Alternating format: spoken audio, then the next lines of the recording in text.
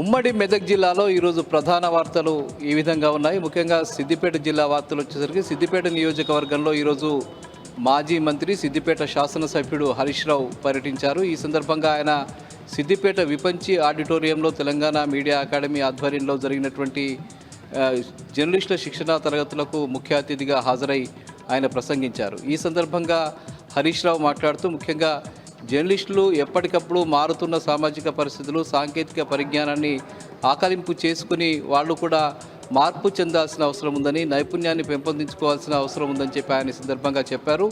జర్నలిస్టులు సమాజం పట్ల ఎప్పటికప్పుడు అధ్యయనం చేసి వాటి పట్ల పూర్తి స్థాయిలో అవగాహన పెంచుకున్నప్పుడే అవి నిజమైనటువంటి జర్నలిస్టులుగా అభివృద్ధి చెందేటువంటి అవకాశం ఏర్పడుతుందని చెప్పారు. ముఖ్యంగా తాము సీనియర్లమని చెప్పి జర్నలిస్టులు కొత్త విషయాలను తెలుసుకోకుండా ఉండిపోతే అది జర్నలిజం రంగానికి మంచిది కాదని చెప్పి ఈ సందర్భంగా చెప్పారు.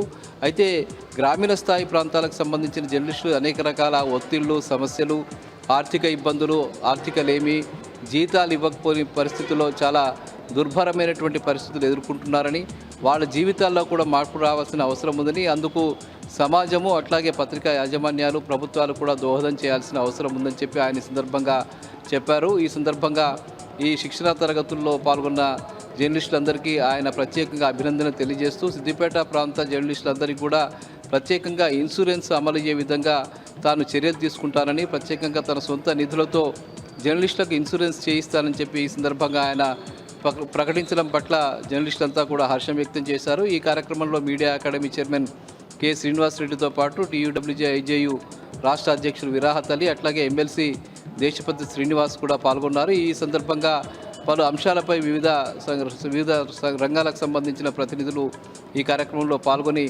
జర్నలిస్టులకు శిక్షణనిచ్చారు. ఇక చిన్నకోడూరులో జరిగినటువంటి ఒక కార్యక్రమంలో హరీష్ రావు పాల్గొన్నారు. చిన్నకోడూరులోని జెడ్పీహెచ్ఎస్ పాఠశాలలో ఎమ్మెల్సీ దేశపతి శ్రీనివాస్ నిధులతో మంజూరైనటువంటి ఆయన కంప్యూటర్ ల్యాబ్ని ఈ సందర్భంగా హరీష్ రావు దేశపతి శ్రీనివాస్తో కలిసి ప్రారంభించారు. ఆ పాఠశాలలో ఆయన జరిగినటువంటి కార్యక్రమంలో పాల్గొని ప్రసంగించారు.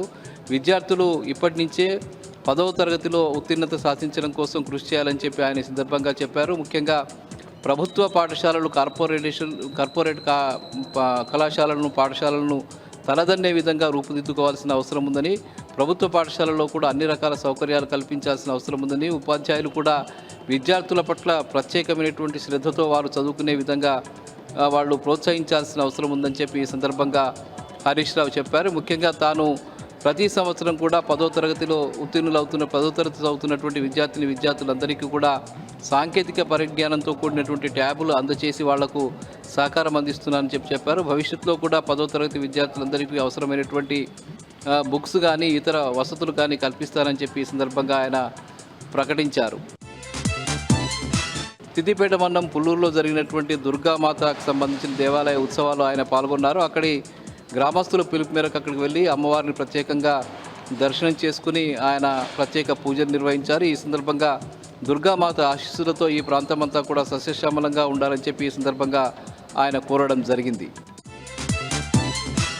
ఇక గజ్వేల్ నియోజకవర్గ పరిధిలోని ములుగు తహసీల్దార్ కార్యాలయంలో ఈరోజు ఏసీబీ అధికారులు సోదాలు నిర్వహించారు. నమ్మదగిన సమాచారం మేరకు ఆ తహసీల్దార్ కార్యాలయంలో ఏసీబీ అధికారులు సోదాలు నిర్వహించి పలు అవినీతికి సంబంధించిన ఆరోపణలపై ఆరా తీశారు, రికార్డులను పరిశీలించారు. డిప్యూటీ తహసీల్దార్ భవానీని వాళ్ళు ఈ సందర్భంగా ప్రశ్నించినట్టుగా తెలుస్తోంది. ఈ సందర్భంగా పలు అవినీతికి సంబంధించి లంచగొండితనానికి సంబంధించిన అంశాల మీద కూడా ఆరా తీసినట్టు తెలిసింది.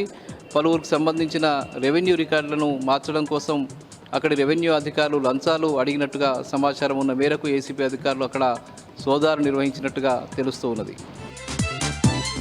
ఇక దుబ్బాక నియోజకవర్గంలోని మిడిదొడ్డి మండలంలో ఈరోజు బీఆర్ఎస్ పార్టీ నాయకుడు తోట కమలాకర్ రెడ్డి ఆయన పాదయాత్ర ప్రారంభించారు. ముఖ్యంగా మిడిదొడ్డి మండలంలోని పలు రహదారులు పూర్తిగా ధ్వంసమైపోయి ప్రజలంతా ఇబ్బందులు ఎదుర్కొంటున్న నేపథ్యంలో ప్రభుత్వం తక్షణమే స్పందించి ఆ రోడ్లని నిర్మింపజేయాలని చెప్పి డిమాండ్ చేస్తూ ఆయన ఈ పాదయాత్ర ప్రారంభించారు. మొత్తంగా మిడిదొడ్డి మండలం అంతా కూడా ఈ పాదయాత్ర నిర్వహిస్తామని, ప్రజా సమస్యల పరిష్కారానికి తాను ఎప్పుడు ముందుంటానని చెప్పి ఈ సందర్భంగా తోట కమలాకర్ రెడ్డి స్పష్టం చేయడం జరిగింది. ఇక సంగారెడ్డి జిల్లా వార్తలు వచ్చేసరికి సంగారెడ్డి జిల్లా గుమ్మడిదల్లి మండలంలో డంప్ యార్డుకు వ్యతిరేకంగా ఆందోళన కొనసాగుతుంది. ఈరోజు 164వ రోజు కూడా పెద్ద ఎత్తున ఆందోళన నిర్వహించారు. ముఖ్యంగా ప్యారానగరు, నల్లవెల్లి ప్రాంతాలకు సంబంధించిన ప్రజలంతా కూడా 164 రోజులుగా డంప్ యార్డు వ్యతిరేకంగా ఆందోళన చేస్తున్న విషయం తెలిసిందే. రేవంత్ రెడ్డి ప్రభుత్వం మొండి వైఖరితో ఈ ప్రజల సమస్యలను పరిష్కరించడానికి ముందుకు రాకపోవడం పట్ల ప్రజలంతా నిరసన వ్యక్తం చేస్తున్నారు. రేవంత్ రెడ్డి ప్రభుత్వం మొండి వైఖరి విడనాడి తక్షణమే ఆ జీవోను రద్దు చేయాలని చెప్పి వారు డిమాండ్ చేస్తున్నారు. లేని పక్షంలో రాబోయే స్థానిక సంస్థల ఎన్నికల్లో వాళ్లకు తగిన విధంగా బుద్ధి చెప్తామని ఈ సందర్భంగా చెప్పడం జరిగింది. అటు జహీరాబాద్ నియోజకవర్గానికి సంబంధించిన హోతీకేలు నిర్మించినటువంటి 660 డబుల్ బెడ్రూమ్ ఇళ్లకు సంబంధించిన లబ్ధిదారులకు మద్దతుగా బీఆర్ఎస్ పార్టీ నాయకులు నిలవడం జరిగింది.